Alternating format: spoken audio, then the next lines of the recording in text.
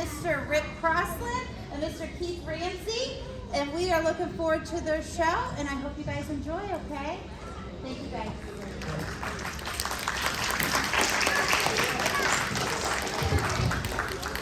Good evening. Can you guys hear us okay? Yes. Well, my name is Rick Crosslin, and I teach here in Wayne Township for a long time. We have a special guest, my assistant. Her name is Rowan, and she's all the way from the North Pole Elementary. Stop, Rowan, stop. And so let's give her a round of applause, too.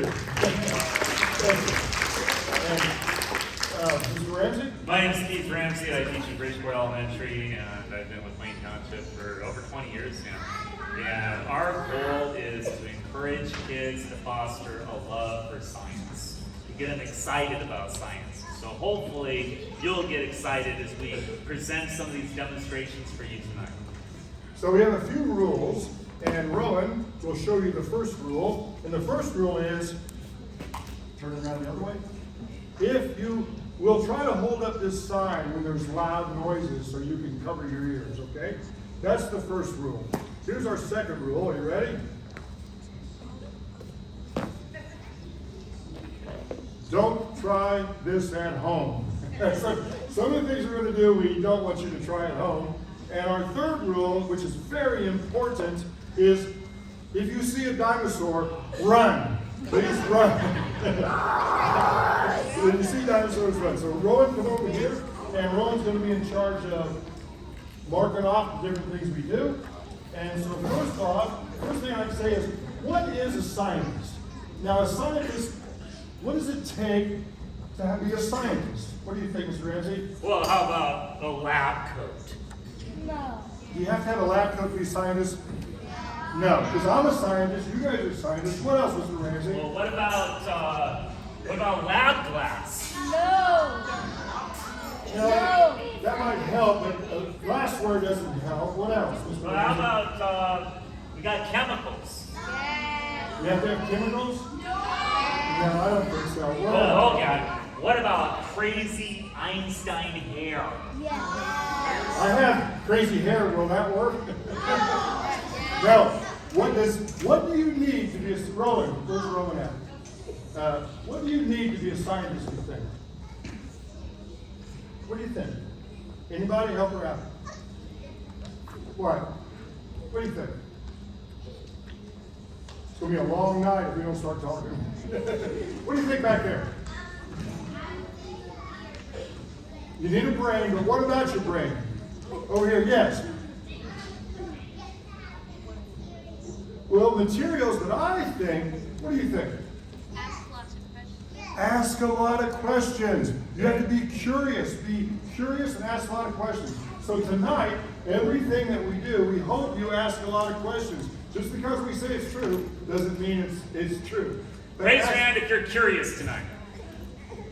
You're in the right place. Okay. All right. So, Lots of scientists here. our first demonstration is called Knock Your Socks Off.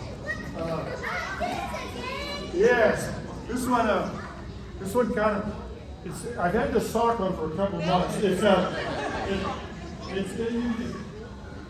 like that smell? Oh, good. So this is called Knock Your Socks Off. Rowan, would you hold this for me, please? And just hold it still like that. We have a chemical that we're going to use, and this chemical is a solid. And it won't do anything until I add water to it. I'm going to add a liquid to a solid, and what do you think I'm going to make? What do you think, Ty? A gas. And that gas is, well, let's just see what happens. This is called Knock Your Socks Off. Okay, let's see. Are you ready? There, you hold this. I hate this part. I don't know who we should aim for.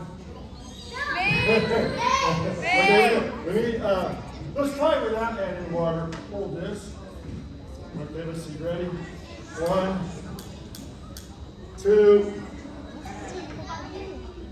Nothing. Close your ears. Let's add some water to it. There we go. Ready? Here we go. There you go. She's got the sign up. Now put the water in. It's making a gas. 3, 2, 1. That was pretty good.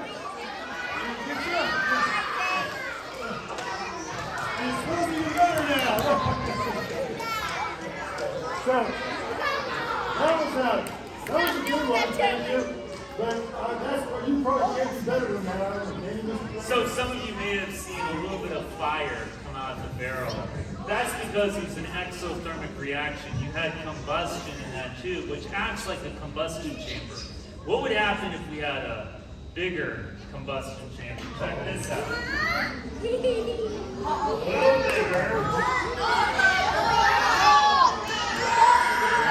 I call this our hairspray cannon. A lot of people don't know that hairspray is like 90% ethanol, which is very flammable. And if it ignites in a larger combustion chamber, that thermal expansion inside can push a projectile out. So I was thinking maybe we could use this Ben Davis shirt, and I could wad this up down the barrel, and this is kind of like how a cannon or a rocket works. So if the combustion chamber is up here, then the thermal expansion would force it upward like a rocket. If the combustion chamber is down here, then you can add a projectile and it'll launch it out of the barrel. So one thing that you have to be careful of whenever you have something under pressure like this is you don't want your projectile to be too tight. Because if it's too tight, then what will happen to the combustion chamber during thermal expansion? Yes, I heard you say it would explode. That's exactly right. And so if you think that way, you'll be a lot safer. Now it has to be tight enough to keep the hairspray in the combustion chamber, so I don't want it to leak. But I don't want it to be so tight that this builds up too much pressure and explodes while I'm holding it. And so a good scientist thinks about everything that might happen during an experiment and prepares for it. So at the end of this has a little piezoelectric spark plug, just like the kind that's in your barbecue. And when we spray the hairspray in there, we just put the end of it on for about 3 seconds. No, that's not enough. All right, about this much. Okay, and then we're going to screw the end on. And we're going to shoot Mr. Crosslin. Don't you think that's a good idea? Yeah! This is my kind of audience. Yeah. All right, where is he? All right, ready? In 3, this is loud. Is this too close? Cover your ears. 2, 1.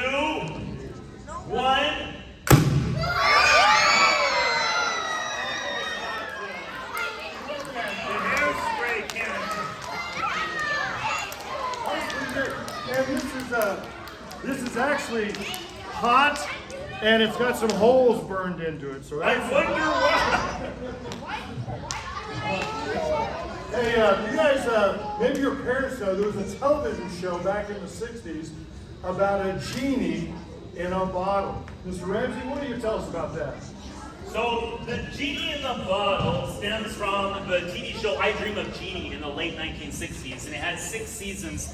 And it's a crazy show about an astronaut who during re-entry, his trajectory is a little off, and he lands on this Polynesian island where of course he finds a bottle. And upon cleaning it, out comes a genie. This is the late 1960s, so they didn't have computer-generated graphics. They had to use chemistry for special effects. And so what they did is they used the catalyst manganese dioxide to decompose hydrogen peroxide into water and pure oxygen. And that oxygen looks like this big cloud of white smoke. But it isn't smoke, it's oxygen. And so it's safe to breathe. Don't panic if you see a lot of oxygen come out when we release the genie. Now, when I open this, is the hydrogen peroxide decomposing right now? Yes, it is. If I leave this open for a day or 2, it'll decompose into water. All the oxygen will come out. Remember, hydrogen peroxide is H2O2. Does that sound like water, H2O? Yes, it does. The only difference is there's an extra oxygen atom. So if you just leave it open, it'll naturally decompose. Kind of like if you open a can of Coke, it naturally loses its carbon dioxide, its carbonation, it goes flat, right? Well, this will naturally lose that extra oxygen until it turns into water. So this catalyst that Mr. Crosslin has, all it does is increase the rate of decomposition. It's just going to make all that oxygen come out. Are you ready? I'm wearing gloves because this is exothermic. It gets really hot. And we release the genie. Come forth, genie. Wait for it. Wait for the genie. That genie must be on break. Yeah, this genie's taking her time coming out. You know, we have another catalyst that we can add. Let's add one more. When you do experiments like this, you always want to limit your reactants. Never put too much in at a time. We'll put one more in and get that genie going.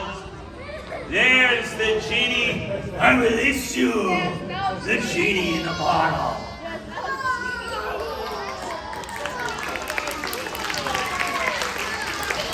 And that is oxygen that you see. It's not smoke, it's oxygen. Mr. Ramsey, I'll put 2 more in here. And it'll just keep reacting until that extra oxygen is been released. Rowan, stay on there. This right there. Let's try one together, shall we? Okay. You have a glove? I do. You gotta wear a glove when you do this because it gets hot, very hot. It gets like 170 degrees. Yeah. Here we go. 3. Give us a 3, 2, 1.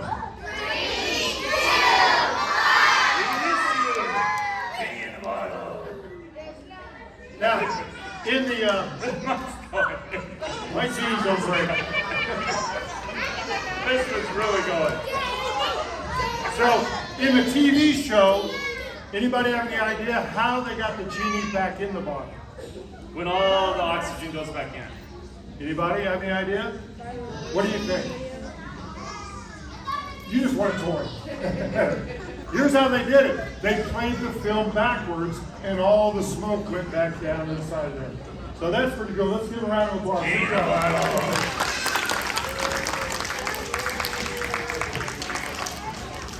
There's one of my favorite scientists is someone by the name of Daniel Bernoulli, and he studied how air moves or liquid moves. So we're going to try a few things, and the first thing, Mr. Ramsey, you have a Bernoulli bag also.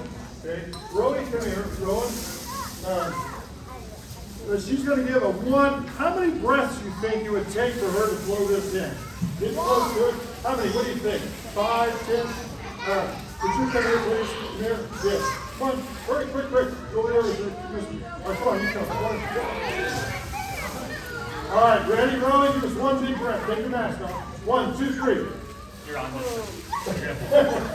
You hear that? Right? Not bad. What if I told you? Go ahead. Go ahead. Try As it. hard as you can.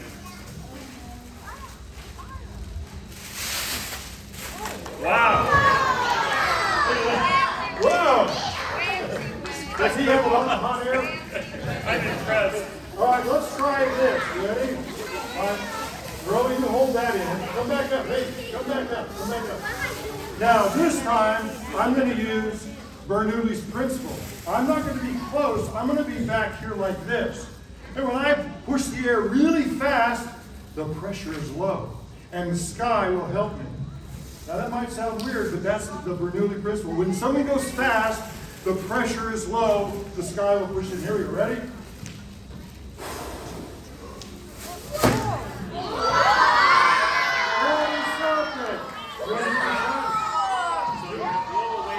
Stay back, there you go, stay back, and blow as hard as you can.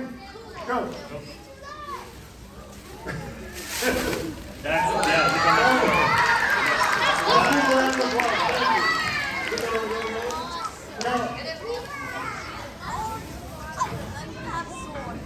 This part is, so, if I can make the air, if I make the air go faster, yes, then we should keep it up, yes.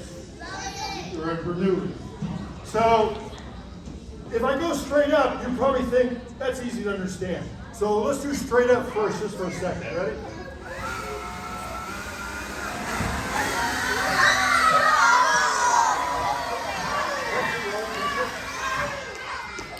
Come over here.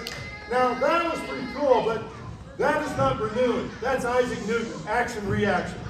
Let's try it, Bernoulli. Watch this. Pretty amazing. Rowan, come over here.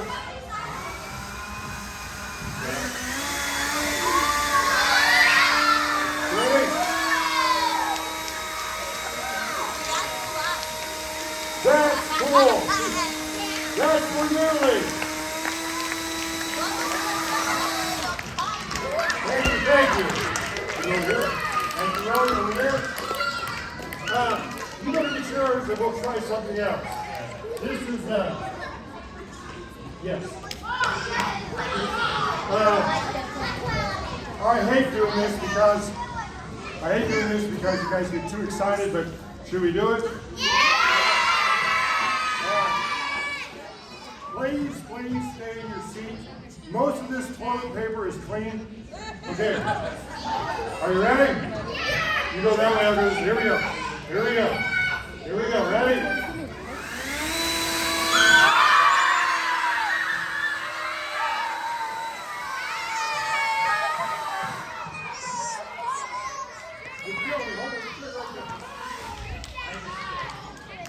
What?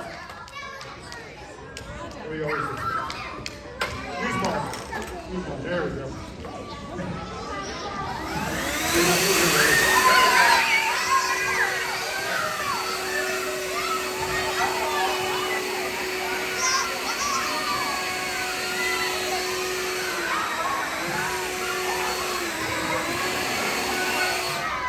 Not bad, not bad.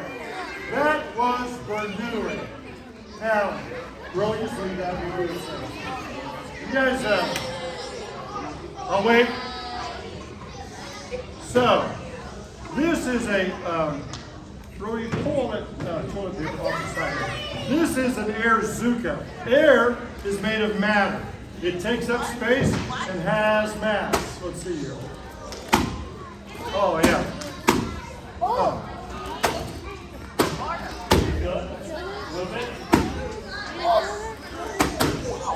Oh, that's not bad, right?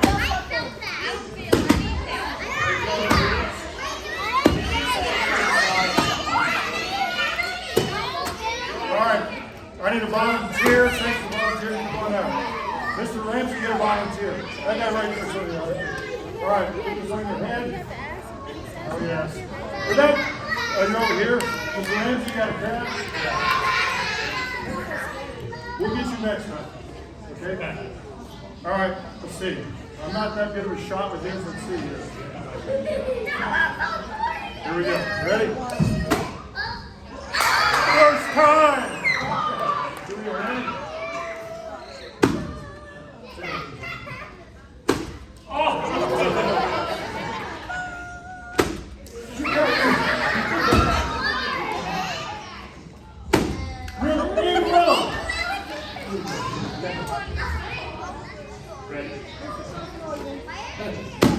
There we go! All right, so we're going to try this one. 6 meters. Hey, if I miss, shake your head. Okay? Let's give a round of applause. Thanks for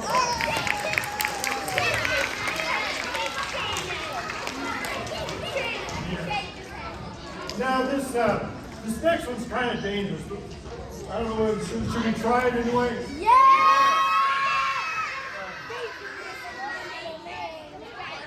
So, why don't you show them this atmosphere bar, Mr. Ramsey? And this is an atmosphere bar. So listen to this. It's heavy. So you have right now over 14 pounds of atmospheric pressure pressing against every inch of your skin. And you just got used to it because that pressure has been there since the day you were born. But if you fan your face a little bit, you can feel the presence of air pressure against your skin. Now as you go to a higher elevation, guess what? There's less air pressure. So you have a little over 14 pounds of air pressure at sea level. And Indiana, as you know, isn't much higher than sea level. We're pretty low. But as you go higher in elevation, there's less air pressure. So what Mr. Crosslin is going to demonstrate over here is how that air pressure will hold down the newspaper. So one thing that's really important in this demonstration is the newspaper is completely flat, that there's no folds in it, and then he's going to put a ruler underneath the newspaper, and he's going to chop that ruler really hard. He's going to see if the atmospheric pressure will hold the newspaper down so well that the yardstick cracks in half. So if he hits it slowly, you would lift up the newspaper. But if you hit so hard enough, that 14 pounds per square inch on the newspaper will allow him to break the yardstick. He's got a hammer, he's ready. So if I hit it a little bit, it gives time for the air to get away. But right now, there's 14 pounds per square inch. Let's see what happens. Here we go. Ready? Kind of dangerous. Watch out, Mr. Ramsey. Shards of wood flying through the air. Here we go. 3, 2, 1. You see that? We'll have to play that back in slow motion. How about a round of applause for air pressure?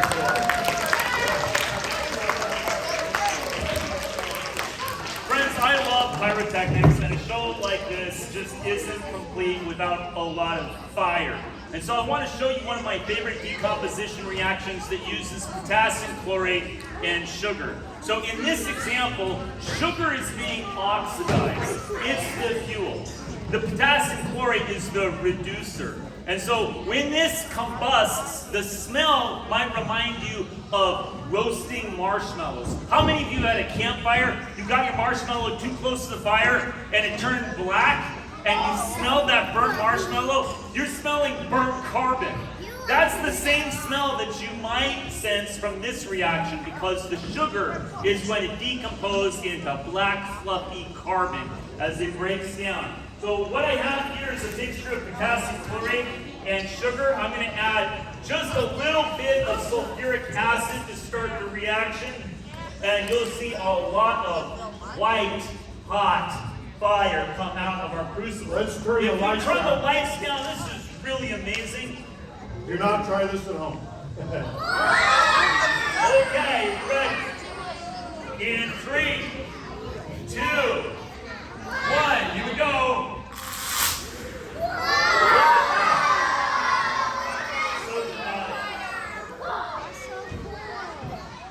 Let's give a round of applause for White. White, please. So, Mr. Ramsey always likes to have fire, so I thought we might do fire and tornadoes. Green fire tornadoes. Ramsey. So some of you may have heard the name Estee Lauder before. Estee Lauder makes a lot of perfume. And that process is called esterification. It's when you mix an alcohol with an acid. And if it smells good, you might sell it as perfume, cologne, or aftershave. So we have created an ester that actually burns with a green flame. We added boric acid, that's the acid, to distilled methanol, that's the alcohol. And when you add those together, you create the ester called trimethylborate, which is beautiful because when it combusts, it burns green. Green fire. Now, when he spins the basket, notice a couple things. There's holes in the basket all the way down. Fire needs heat, oxygen, and fuel to burn. So when he spins that basket, I want you to think of the rotation. That rotation is going to allow air to enter the vents on the basket, and as the fire combusts that oxygen, it's going to follow that path of the air as it spins. So if he spins the basket this way, the fire will start to turn with the basket as it combusts that air in the same direction. That angular momentum actually influences the direction of the flame. Fire tornadoes can happen in nature. Sometimes there'll be a forest fire and you'll see a natural fire tornado. If you have a lot of hot air rising and it hits a jet stream and it starts to turn, you could have a natural fire tornado. Let's get another one going over here.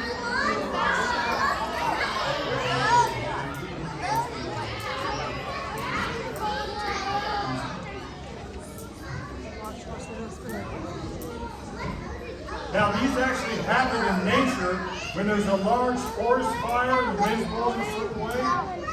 And you notice, this is yellow. We burned out most of the boric acid, and you're seeing the yellow of the methane burning. Pretty cool. Let's keep going, keep going. Mr. Ramsey, how you doing down there? There we go. A little bit of green fire over here. Let's see if we can, there we go.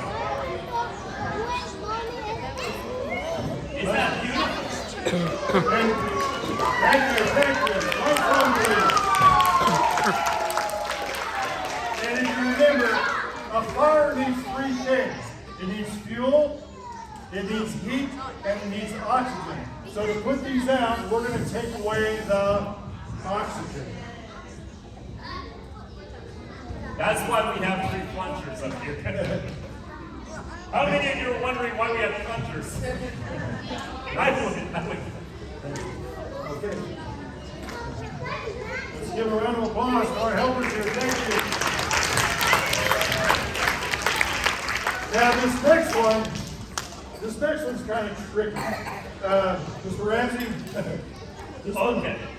We like to call this flaming hands because Mr. Crosslin and I, of course, we light ourselves on fire. So it's really important to remember how heat transfers. So when heat moves through a liquid or a gas, we call that convection. You know the hot air likes to rise like a hot air balloon. So you might notice that when we ignite the gas on our hand, we hold our hand open like this. And we'll have most of the bubbles on the top of our hand, so the heat convects away from our skin. The other thing we'll do is we'll get our hands wet first. So that water will warm up a little bit, but that'll also protect our skin from being burned. So there's a couple things to notice when we do this. You might see Mr. Crosslin or I clench our fists when we want the fire to go out. So if it feels warm and you just close your fist, you're depriving the fire of oxygen, and that snuffs the flame. So this is called flaming hands. We want to get our hands wet to begin with. So that's what I'm doing right now. This is a do not try at home. So my hand is wet. We have special fuel that you can't get. Some bubbles. Notice that most of them are on the top of my hand. So when I get my hand close to the flame, watch what happens.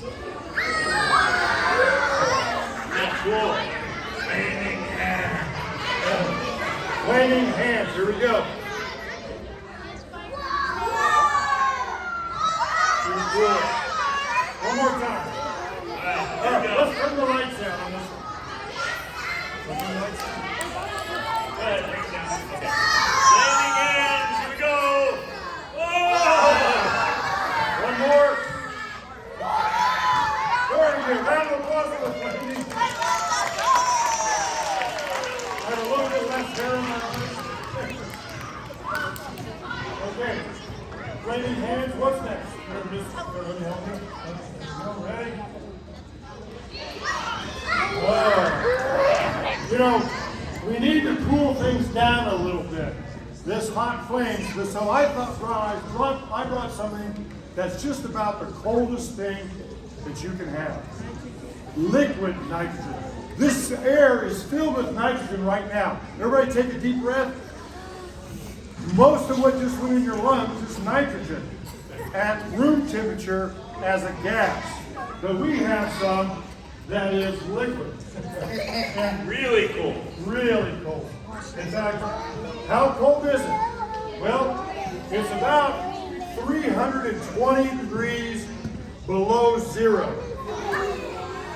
And you can't see it, it's invisible, and you can't smell it, but you can see, you're going to say, well, Mr. Crosslin, I see all this cloud coming out. That cloud is the water in my breath. In fact, let's, what do you think, Mr. Ramsey? Let's pour some in this thing right here. Okay.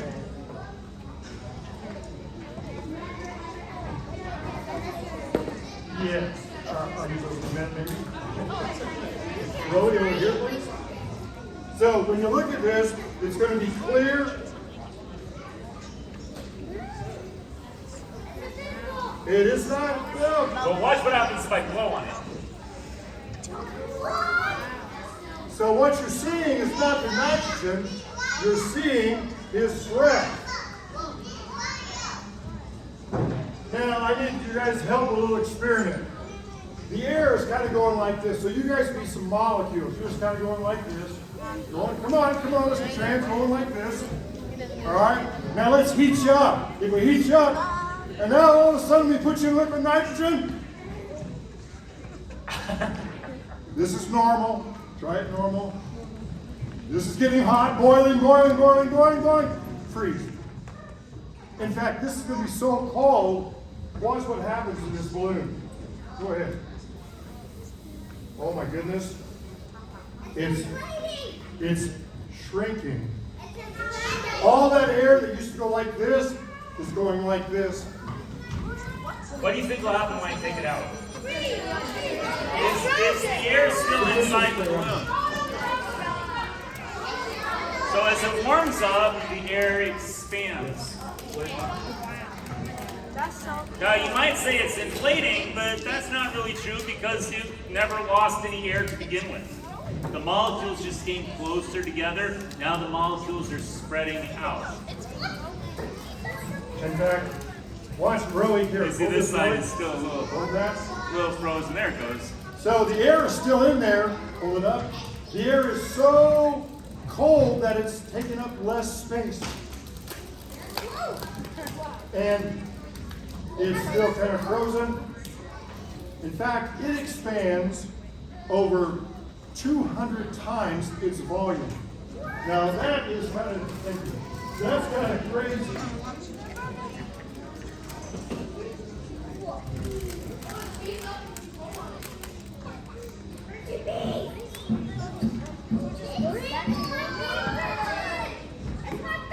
So how many of you saw it expand faster when I blew air on it? That's because the air I'm breathing on it is 98 degrees Fahrenheit. I'm warming it up faster.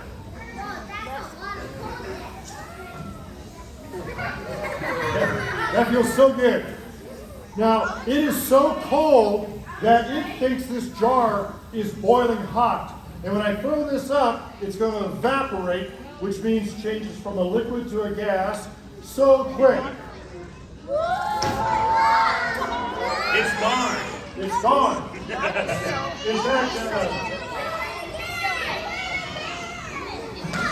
let's try one more thing. Give me some Cheetos, would you? So if I put this in a Pringles can, oh, this is kind of cool. I put it in a Pringles can, there's no problem. The problem is if I put the lid on the Pringles can.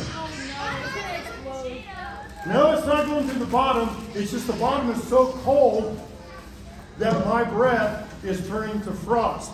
The problem is if I tried to hold it in place, what do you think is going to happen? Let's find out. What are you leaning back for? Here you go. 3, 2, 1. Oh, that's very, very scary. Hey. Here we go.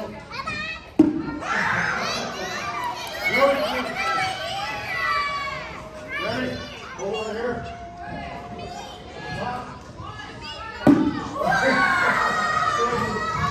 Now, that's good. I don't know what's going to happen if I put it in here. Where's Mary? So this one, let's see. How many tiles is your brisket on? Okay, no problem. All right, so we put some in here. And remember, it's going to expand 200 times. And we're okay unless I put the lid on. More pressure. More pressure. And here we go. Ready? It's still okay until I do this. That's when it's not okay. I don't know what. Very good. Round of applause. Keep it up.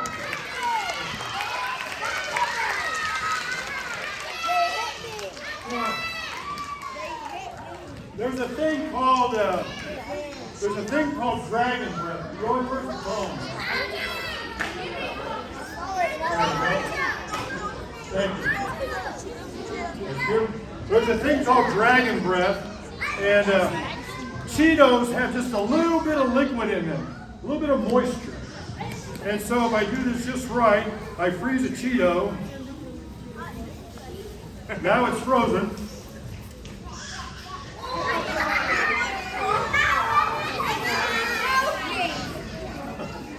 It's not smoking. I'm not smoking. I'm dragon breathing.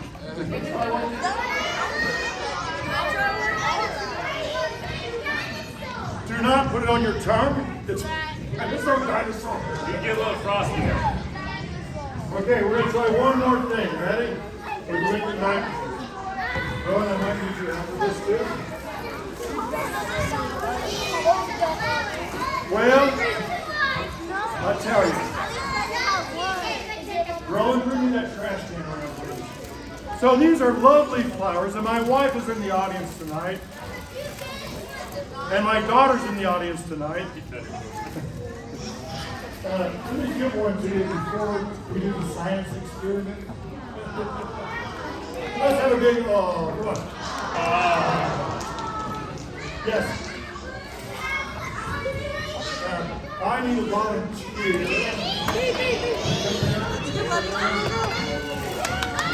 You bring me the trash can, Roy. There you go. At least some of these have stickers on them. Just pull them down. Come over here. All right, stand right here by the trash can.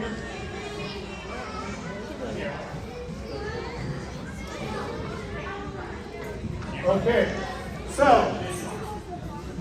I did not take all of your okay. So here's what we're going to do. I want you to stick, we'll do one at a time, stick your staff in the liquid nitrogen. And now we're freezing the flour. And look what it looks like. Are you ready? Would you hold it up for everybody? Hold over the trash. Ready? Watch. That's cool. Sorry. All right, let's start. Put it down in there. There you go. You okay?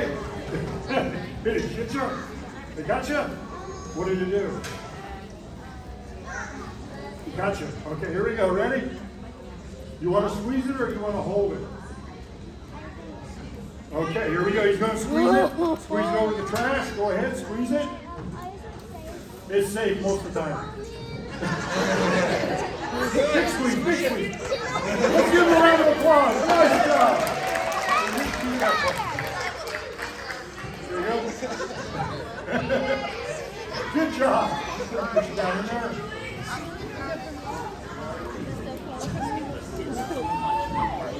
Okay, here we go. Hold it over the fire. Hold it up high and see. And go ahead and squeeze it. Squeeze it. Let's give a round of applause. Thank you.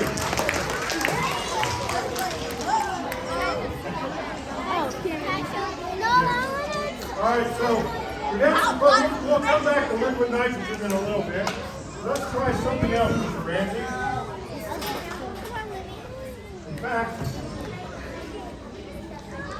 we have a machine here. Hopefully it's been making some smoke. Now, Mr. Crosslin taught you the Bernoulli principle when we had the bags, Bernoulli bags, remember? And he said when air moves fast, there's less pressure in the stream of fast-moving air. So what we're going to do is create smoke rings that don't collapse because the ring is in that stream of fast-moving air. As soon as the ring slows down, the atmospheric pressure around it collapses the ring. Okay? And all we're going to do is just hit the back and it'll force the air out.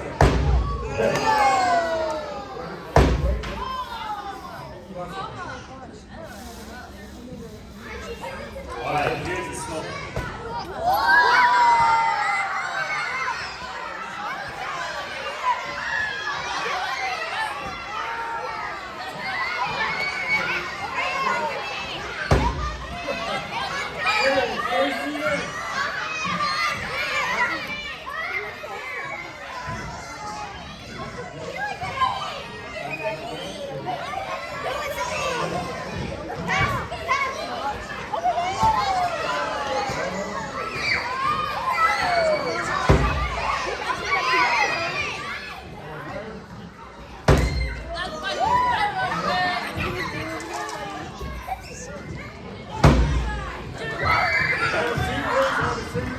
And have some smoke rings. Thank you very much for the smoke rings.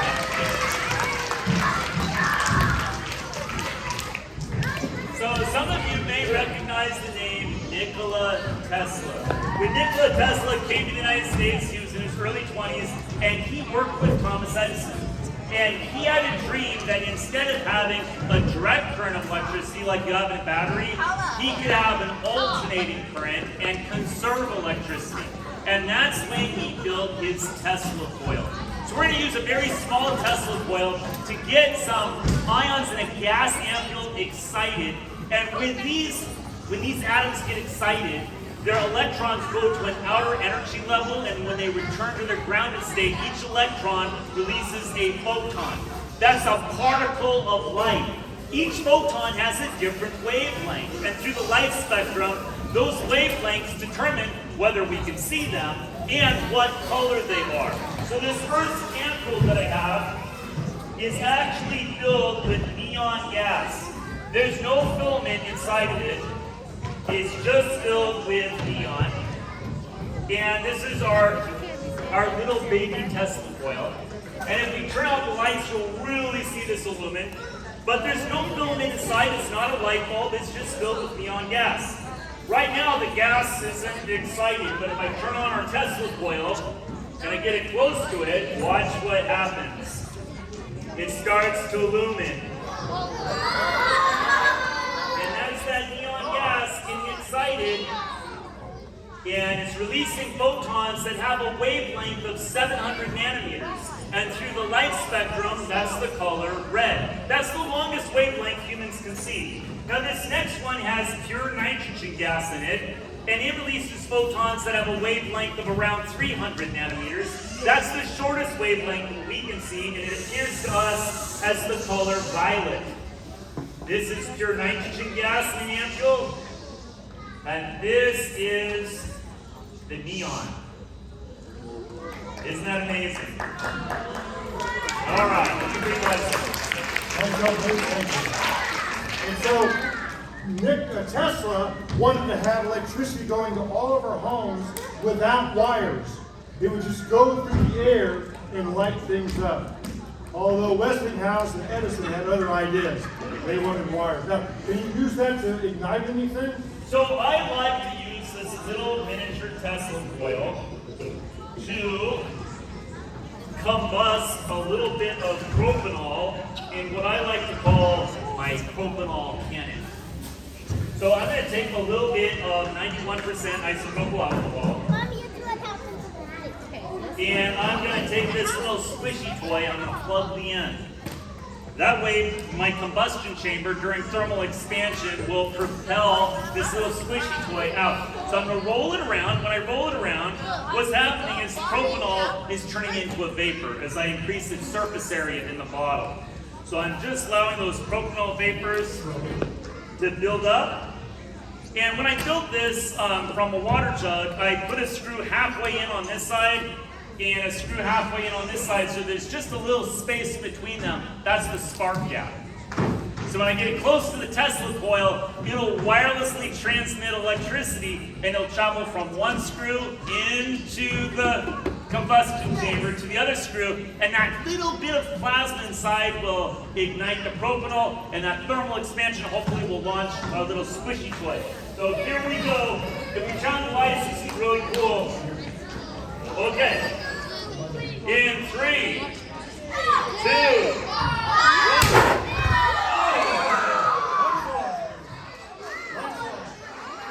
1. How far is it over there? I think we made it to the wall.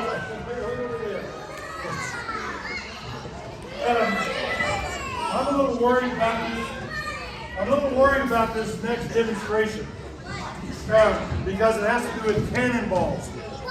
These cannonballs, I need total silence because if I get hurt, it'll hurt. These cannonballs are very heavy, and as long as I don't just drop, oh my goodness. He already hurt us.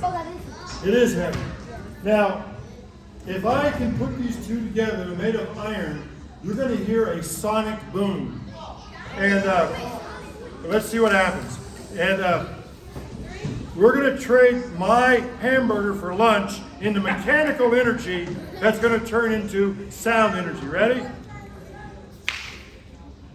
Now, what you don't know is where those two hit, that sonic boom, that air is about 500 degrees. Bring me a piece of paper over there, Keith. That's underneath that cannonball thing right there. Is that a piece of paper right here?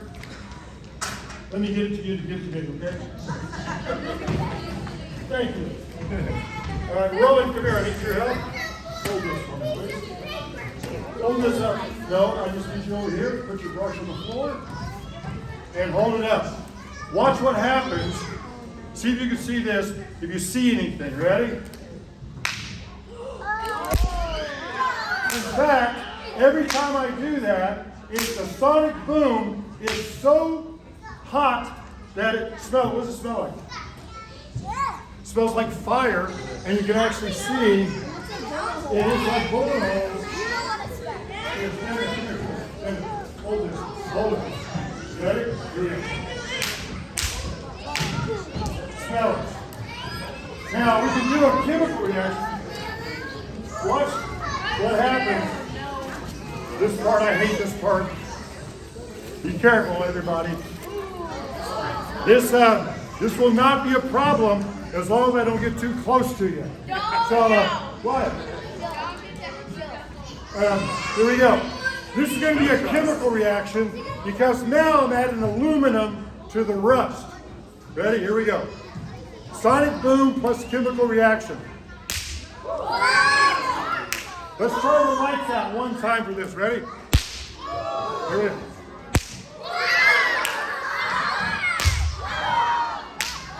Lights on, please. Whoa. But, science is for everything. Thanks for volunteering. It takes courage to volunteer. Come on. I need this. Come on. Whoa, this is very dangerous. It takes courage to volunteer. Let's give them a round of applause. Over here. That's not what you see. Now the number one rule, do not hurt me. Okay? Watch out. So, there you go. It is heavy. What? Oh, you paid attention? I was. No, you do it. No. Yes. You're doing it for your kids. Come on, be a girl. Do it. All right. It's a branch and blow. Branch going into the hands. There you go. It is going to spark. A little more.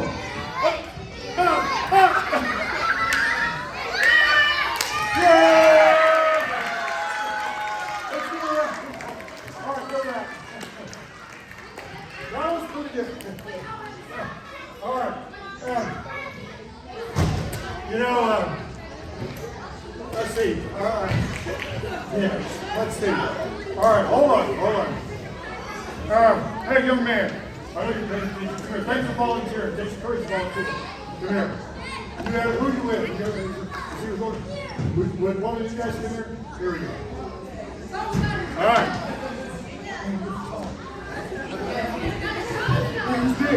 Okay, so do you think you could pick her up? Do you think you could pick him up? Let me see your muscles. Oh, those are good muscles. Let me see your muscles. Oh, there's somewhere in there. All right, so here. All right, this is going to be, you're going to be effort. You want to put this on? Your effort. We're going to use a simple machine. A simple machine does not make less work. It makes work easier. And you're going to be the load. Okay? So we have effort and load. This is a fulcrum. A fulcrum has two parts. This is a lever. It has two parts. A bar and a fulcrum. You with me? You paid attention to school, right? Okay. Here we go. All you have to do is push down and she will go flying up in the air. Okay?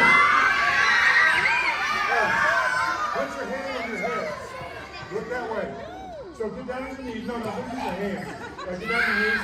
On the count of three. Quiet. On the count of three, we're going to send you up. If she goes in the audience, will you catch her? Are you ready? You're going to fly up. 1, 2, 3. Dude, no. He's down. Oh, wait a minute. 1, 2, 3. What? What? What did you go closer to this? What? All right, stop. This is embarrassing. Let's switch sides. This is embarrassing. We switch sides. In science, sometimes you have to check the variables. Are you ready? You're very brave. How high do you want to go? Ceiling. Ceiling? 1, 2, 3. This is not working. This is not working. All right, stop for a second. This is crazy. Take off yours. We got to switch. Let me see your. Yeah, switch sides. Switch sides. Are you ready? Okay. Now there's it. All right, stand up on that. Put your hand on my shoulder. Now, he could lift her, but maybe with a little bit of science, push down, 2 hands. Push down, push, push. Push down. What? You better start working out. All right, let's give a round of applause.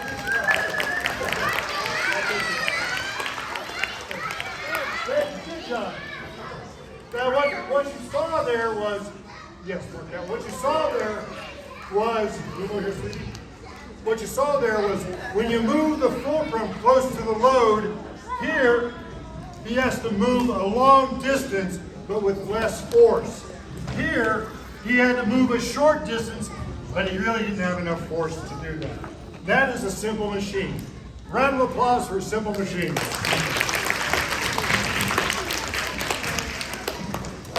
Now, talking about forces, we're going to try this. Hold up the sign, loud noise. Yep. Mary, I'll need your help. All right. Wait a minute. So I have compressed gas. This gas has been squeezed in here. We don't need this safety.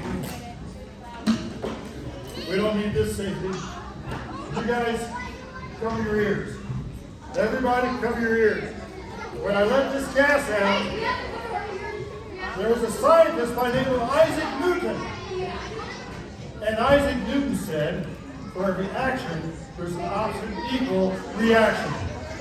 I'm probably going to aim on, I'm probably going to hit right about there. 3. Cover your ears, everybody. Time, cover your ears. 3, 2, 1.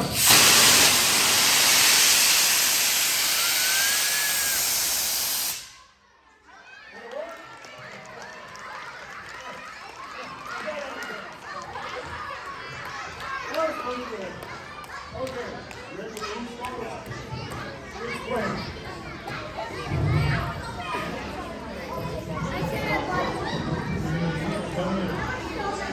All right, Mr. Ramsey, go.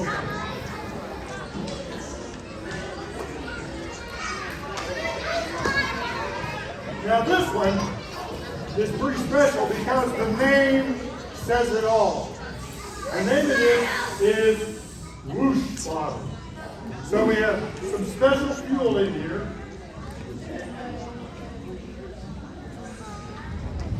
We'll probably turn the lights out. Rolly, would you go over there, please?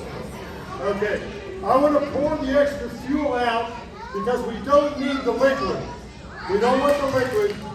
We want the vapor, the gas. All right, here we go. This only works when I have my special Lego sword. Where's my, here we go.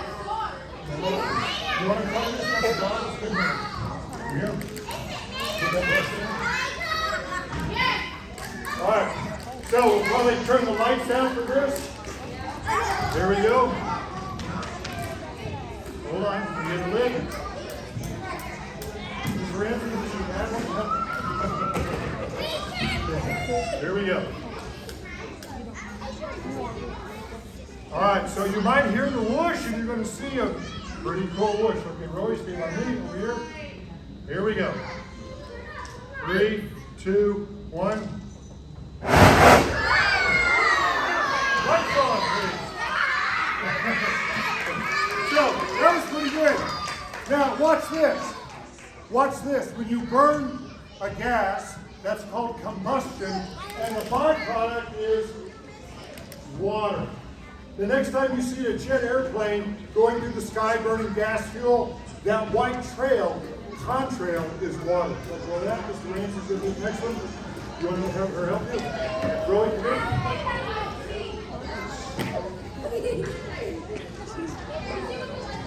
Here we go. We've got one more time. leave the lights on. Leave the lights on? So, lights on or off? On? Off. Here we go. You ready? Goggles on. Lights on. There. Wait a minute. Houston, we have a problem. Here we go.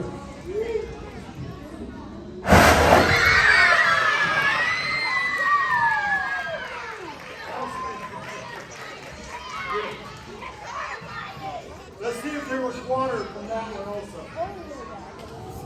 Yes, there was. Go check off loose bottle. Let's give a round of applause for the loose bottle.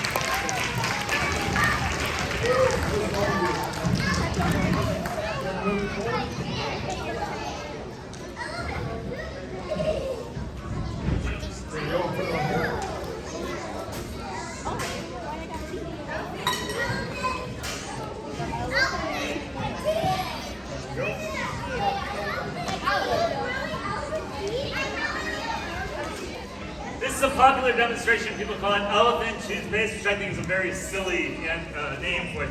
But what's really happening here is the decomposition again of hydrogen peroxide, and we learned that hydrogen peroxide decomposes into oxygen and what else? That you have to drink. Water, that's right. So to start elephant toothpaste, we're going to add a little bit of our hydrogen peroxide to an Erlenmeyer flask. And to create all that foam, we're just going to pour in a little bit of Dawn dish detergent.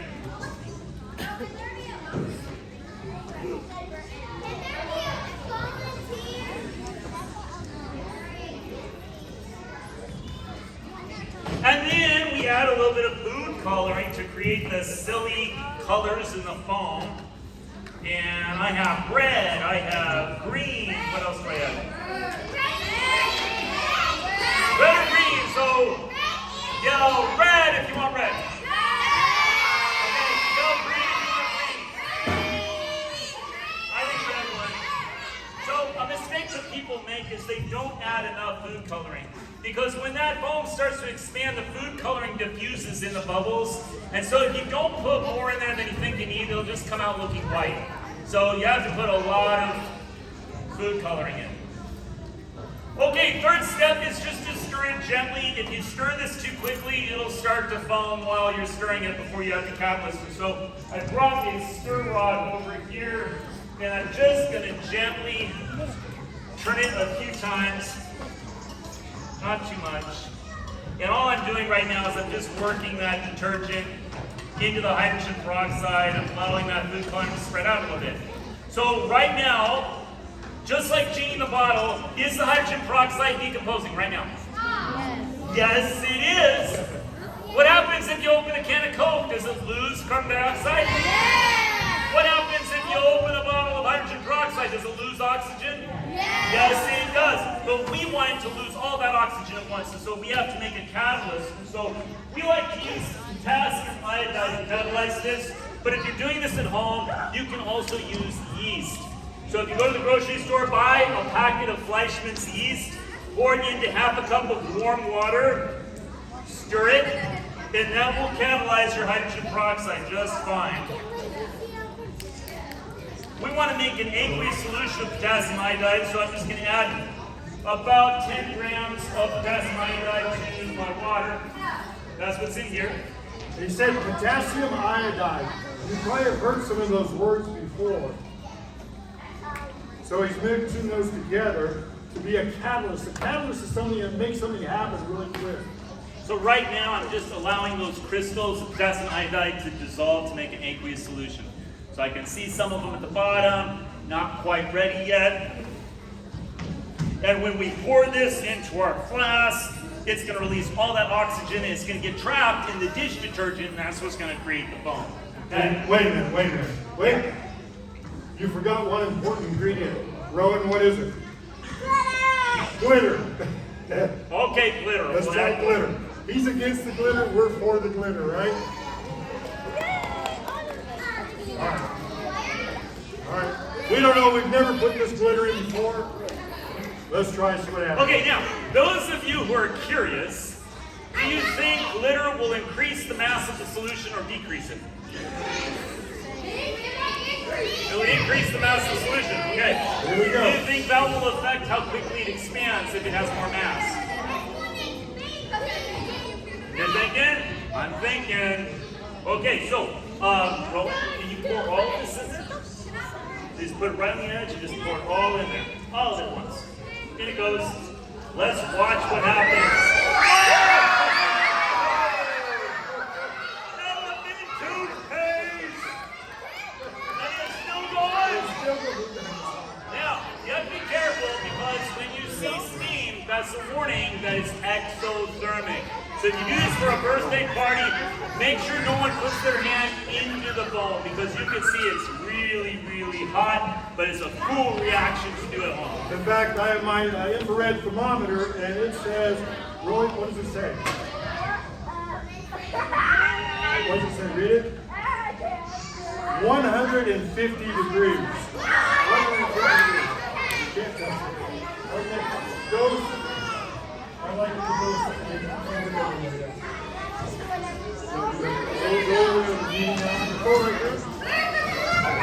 Thank you. All right, winner. We have a grand finale. Are you guys ready for this? Okay. All right, so this one is kind of interesting. We're going to try this. It is kind of dangerous. Stay in your seat. Okay. We got two of them. You get yours too? Here we go. Who put glitter in this stuff? All right. So we have here empty containers. This is going to be loud. You have to cover your ears. And we need some liquid nitrogen. And the liquid nitrogen, it's not a problem unless I put the cap on. There we go. Guys, we want to thank you for coming tonight. And I hope you've learned a little bit. Oh, thank you. As long as I don't spill on the floor, we're okay. I'm going to touch you. Thank you. Here we go. I got that phone. What is that phone right there?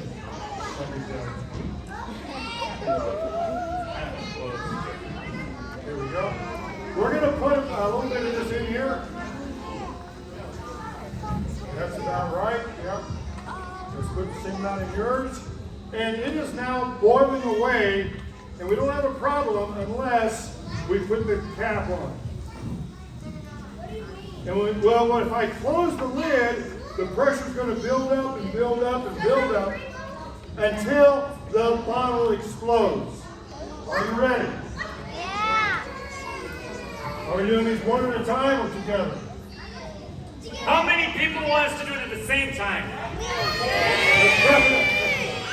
All right. Okay. Here's the hard part. Mr. Ramsey, are you ready? All right. Cover your ears. Back that up a little bit, Mr. Ramsey. You got your ping pong. We're going to drop it. We're going to cap it, drop it, and put ping pong balls in. Cover your ears. Ready? Here we go. No waiting. Here we go.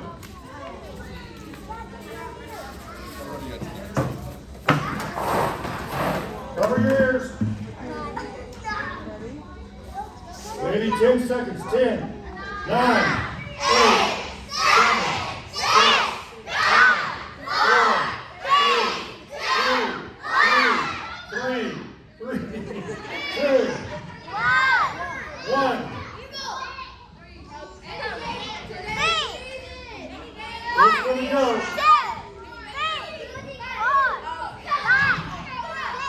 I'm not going to look in there. Because if I look in there, usually when you're in the water heats it up. Here we go.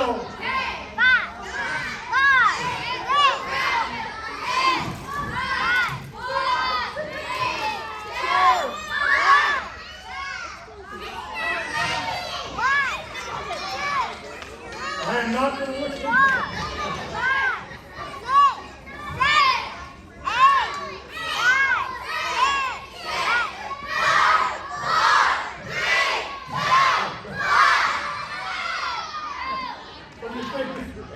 Okay, so you know liquid nitrogen's really cold, so if they get cracked, if the bottle has a crack in it, then it can release that pressure. So it's possible that they expanded, but then the bottle got a little pinhole in it and released some of that pressure. Yep. It is gonna blow. I don't know when.